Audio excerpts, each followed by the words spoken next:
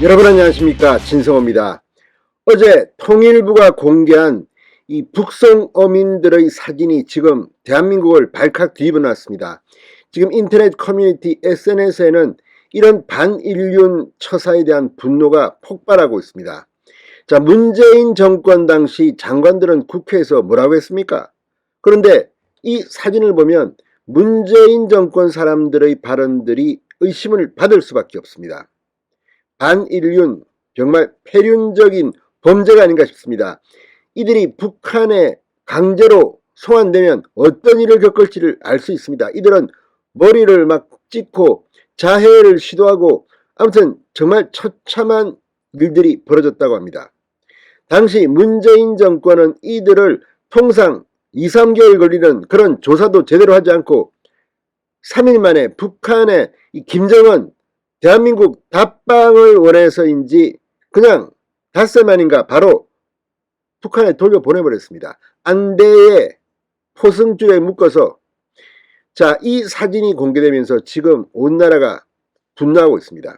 방금 전 윤석열 대통령의 뜻이 나왔습니다. 윤석열의 입, 강인선 대통령실 대변인이 방금 전 입장문을 밝혔습니다.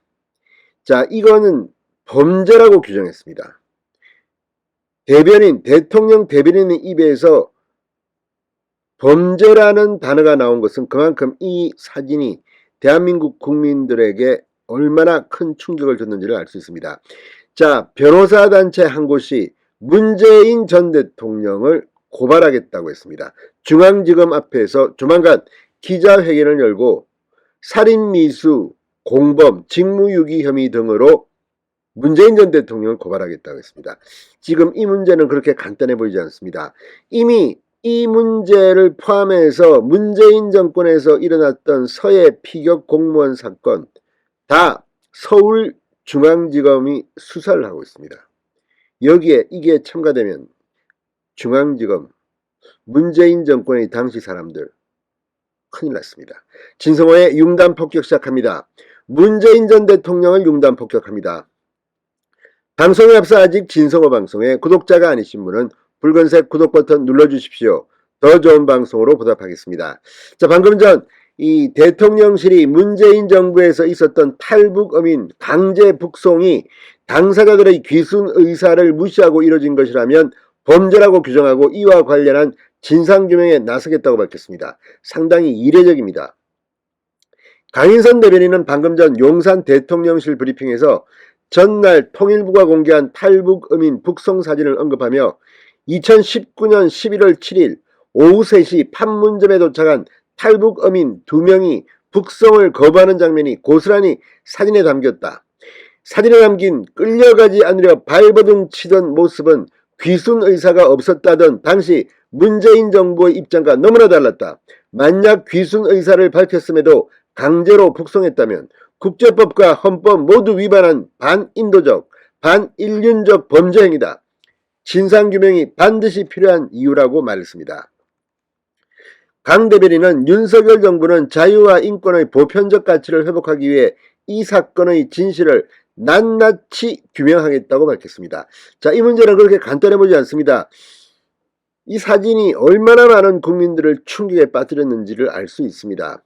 자, 보수 성향 변호사 모임인 한반도 인권과 통일을 위한 변호사 모임 한변이 귀순 어민 강제 북송 사건 관련 문재인 전 대통령을 직무유기 등의 혐의로 고발한다고 방금 전 밝혔습니다. 한변은 보도자료를 통해 통일부가 문재인 정부 때인 2019년 11월 7일 발생한 귀순 어민 강제 북송 현장 사진 10장을 공개했다. 어민은 강제 북송에 저항해 얼굴이 피범벅이 될 정도로 머리를 찢는 등 자해를 한 것으로 전해졌다. 해당 어민들이 귀순 의향서까지 직접 작성하는 등 당시 귀순 의사가 전혀 없었다는 문재인 정부 발표가 허위였음이 드러난 것이다. 북송되면 김정은 정권에 의한 죽음이 명백히 예상되는데도 대한민국 영토 내에서 귀순 의사를 명시한 이들을 북송한 것은 헌법과 국제법을 위반하는 중대범죄라고 발표했습니다. 한편은 이에 문재인 전 대통령을 살인미수 및 체포감금 공범으로 예비적으로는 직무유기 혐의로 형사 고발하기로 결정했다. 18일 서울중앙지검에서 기자회견을 가지고 문재인 전 대통령에 대한 고발장을 제출할 예정이라고 밝혔습니다. 자, 그런데 이게 지금 이 강인선 대변인의 말이나 한변의 말처럼 어떻게 이런 일이 벌어질 수가 있습니까? 이 모든 것이 문재인 전 대통령이 김정은의 눈치를 보기 때문에 이런 게 아니냐. 자, 지금 뭐 질질 끌려 북송된 북한 어민이 나포 때부터 기술을 외쳤는데 정상적인 프로세스를 거치지 않고 5일 만에 강제로 북한에 돌려보낸 겁니다. 북한에 돌려보내면 어떤 일이 벌어지겠습니까? 이들은 정말 우리가 상상할 수 없는, 북한은 우리처럼 뭐 재판을 제대로 하고 합니까? 총살을 시킵니다. 우리나라는 사양하지 않지 않습니까? 지금 집행하지 않습니다.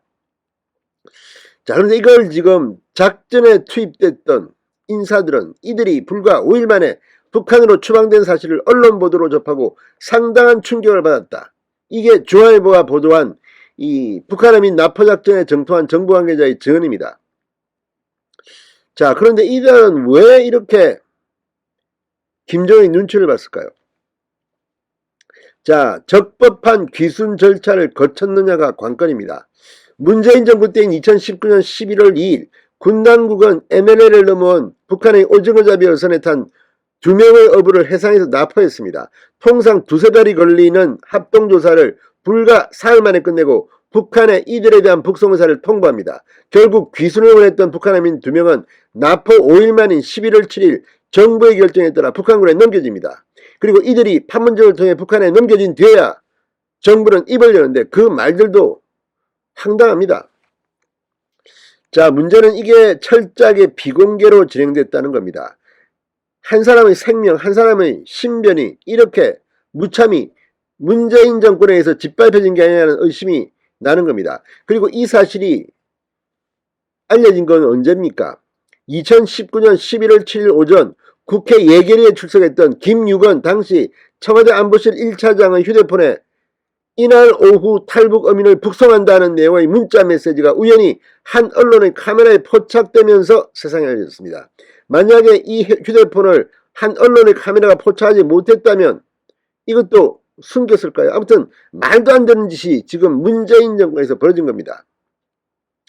자, 당시 김현철 통일부 장관은 북한 어민에 대한 북송 과정을 묻는 야당 의원들의 질문에 실제 북송 절차가 이루어지기 전에는 언급할 수 없다고 답변을 회피하다가 이날 오후 3시 이들에 대한 강제 북송이 이루어진 뒤에야 합동조사 결과 귀순의 진정성이 없었다고 판단했다.